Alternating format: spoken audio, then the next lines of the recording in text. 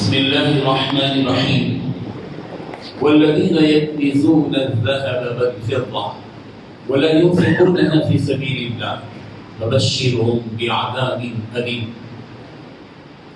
وہ لوگ جو سونے اور چاندی کے خزانے بنا کے رکھتے ہیں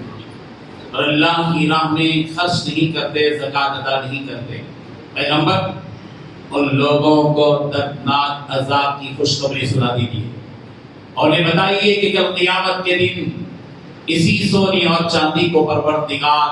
دوزخ کی آگ میں تپائے گا، گرم کرے گا، اور پھر اسی سونے اور چاندی کو تپا کر گرم کرنے کے بعد ان کے چہروں، پیٹھوں، پہلوؤں سب پر استری کی جائے گی، ان کو جلایا جائے گا، داغا جائے گا، اور پھر کہا جائے گا ھذا ما کنزتم لانفسکم، یہی ہے وہ سونا اور چاندی جس کو تم دنیا کے اندر خزانے بنا کر رکھا کرتے تھے، چکھو اس کا مزہ۔